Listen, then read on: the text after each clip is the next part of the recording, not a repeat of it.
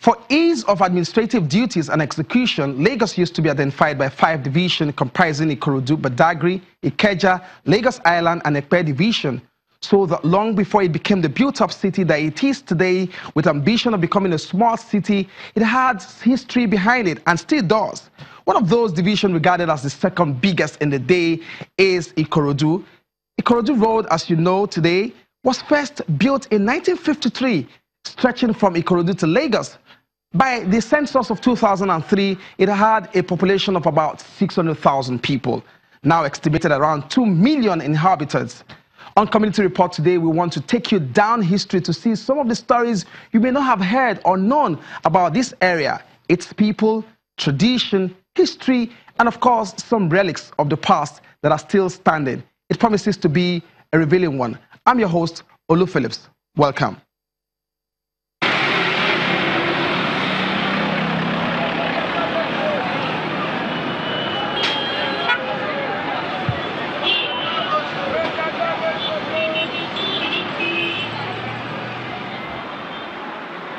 On the shoulders of this long stretch lies several fast-developing communities that are home to many families, businesses, and ancillary activities. In spite being a part of the larger area called Ikorodu town, you haven't traveled the entire distance until you arrive at this roundabout with a statue. We will come to that in a bit. It is safe to say you are in Ikorodu town when you are around this axis.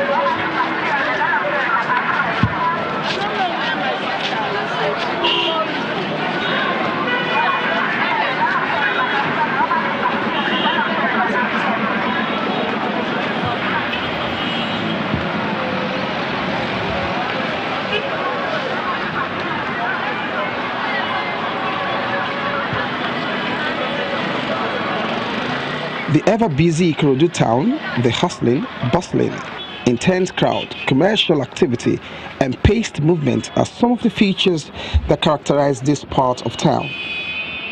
Before Ikorodu Division was created in 1967 by Mobolaji Johnson, Ikorodu had existed in the 17th century with settlers whose farming activity gave birth to the name Ikorodu, simply from 2 words, Oko Odu, which literally means Odu, farm. Oko means farm. Odu, now an extinct vegetable species used for cloth dyeing, grew luxuriantly. So the early settlers, for want of a better name, found it convenient to name their newfound settlement after the abundant vegetable. Oko Odu, later changed to Ikorodu. Ikorodu has become a metropolitan city. Ikorodu has gone past a community that can be described as township. Ikorodu has developed to a city status. It has developed to a cosmopolitan. And what is cosmopolitan nature in it? Here you have concentration of the Igbos, the Hausas, the Efik, the Ogoja people, name it. We have all of them here. And they are doing their businesses here, and they are all thriving. And by and large, Ikorodu is so hospitable to the extent that we have foreigners, what I mean by foreigners, non-indigens, that have buildings, businesses, everything here. Where Ikorodu is accommodating, Ikorodu is hospitable, Ikorodu is big for everybody to come and establish and move ahead and do everything. And that is Ikorodu for you. The nomenclature Ikorodu Kingdom isn't just a name.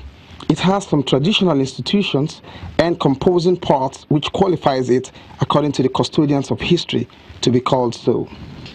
It's not just an appellage. When you are talking of a kingdom, you are talking of putting in or looking at a number of communities, a number of areas, a number of people that are under the ruler of that community.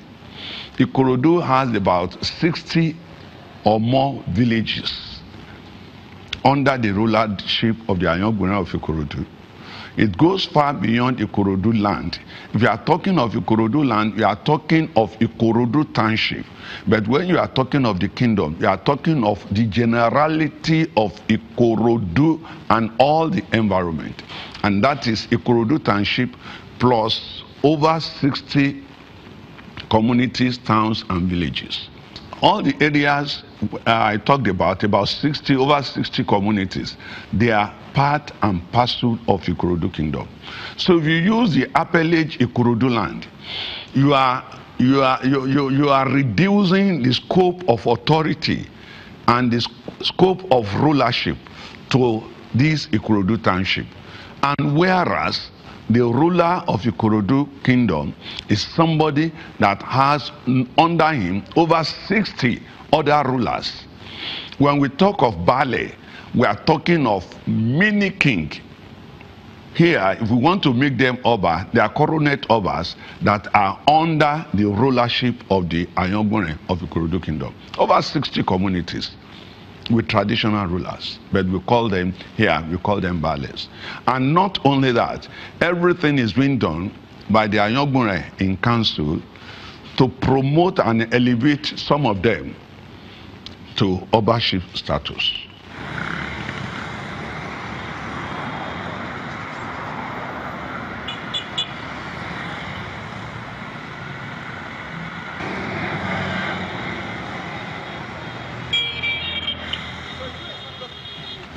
The Ayangbonre, His Royal Majesty Oba Kabiru Adewale Shotobi, is the paramount ruler of Ikorodu Division, or which is interchangeably known as the Oba of Ikorodu. A certified engineer by profession, he holds forth as the presiding officer of Ikorodu. His palace is located 5 minutes away from the popular roundabout, and on this discovery journey, he takes me through the size of his portfolio, the administrative system, the justice system, developments, and the 2016 to 2036 master plan for Ikorodu. Like the fast rate Ikorodu is developing, we have to have the master plan for Ikorodu, and that is why I brought everybody together. And before we are shook up, and we thank the present governor of Lagos State in person of Governor Akinwumi Ambode, that they have already made up that appointed a consultant to look into the master plan of Ikorodu, and then the master plan is between 2016 to 2036. So that's duration, and they have been going around. So the area of needs, the road networks, and where we can have the formation of development. Ikorodu has been the map of the world for a long time. Ikorodu Road is a trunk-ray road that for you to come from Lagos to link any part of the world, or any part of the country, we just have to pass through Ikorodu, and you pass through Ikorodu before you can get to until after they made the Ibadan Expressway. So it is through Ikorodu, and it's on Trunk A Road that we have that road. So it has been there for a long time. And before that road, we were banded with lagoon that between us and Lagos Island, we used to go to Lagos through canoe or flying boats and ship, and that is how we link Lagos in the olden days. And before the existence of that road, if you want to come to Ikorodu, you have to pass through Abeokuta, from Abeokuta to Shagamu, Shagamu back to Ikorodu. That was then. When we started having the mishap on the high sea between the Lagoon Lagos and Ikorodu, that was then.